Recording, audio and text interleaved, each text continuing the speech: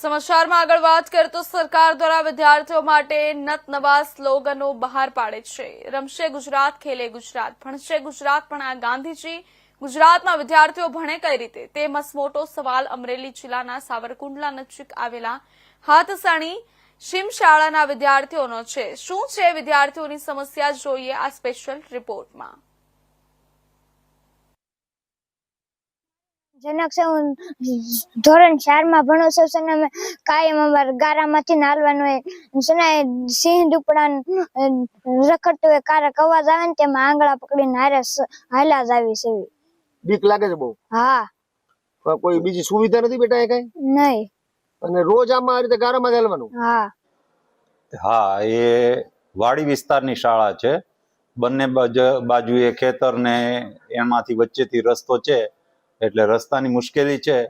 એટલે એસઓ અને આરએનડી વિભાગ સાથે ચર્ચા થયેલ છે અને ટૂંક સમયમાં મુલાકાત લઈ અને ત્યાં રસ્તાની માગણી જિલ્લા કક્ષાએ અમે કરવાના છીએ અને ટૂંક સમયમાં રસ્તો થઈ જાય એ માટે અમે સતત પ્રયત્ન કરીએ છીએ।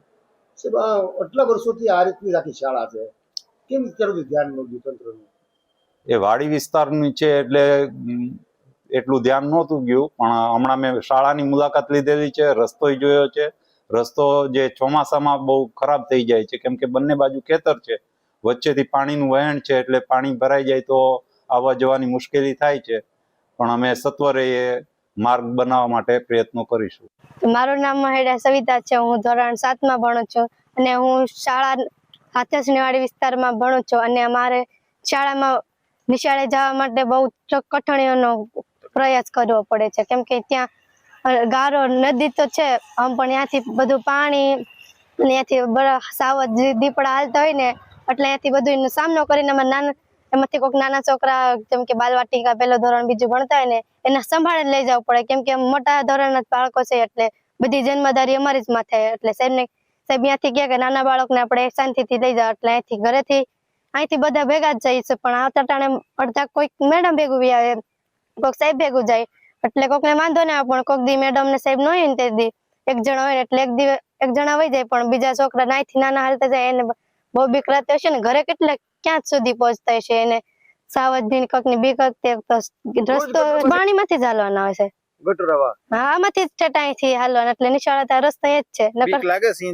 હા, બીક તો લાગે જ છે ને, પણ અહીંયાથી એક શોર્ટકટ રસ્તો ત્યાં વાડીમાંથી જવું પડે અહીંયાથી। मारू नाम मिलन छे। हूँ धोरण 5 में भणुं छुं।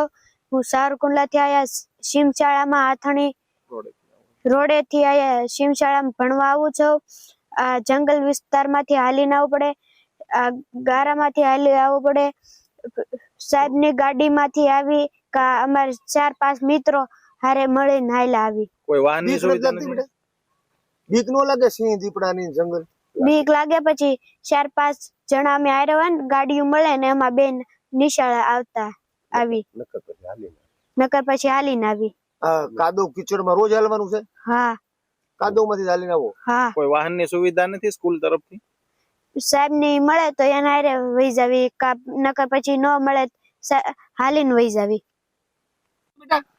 મારું નામ મીરા છે। હું ધોરણ 2 માં ભણું છું। અમે સાવરકુંડલામાં શિમ શાળામાં ભણવા આવી છું। રોજ કિચનમાંથી નાલવી છું। સિંહ દીપડાની બીક લાગે પણ ભણવું પડે। ભણવા આટલું બધું કરવું છે? આ બધું ભણવા આટલું બધું આ કરવું પડે।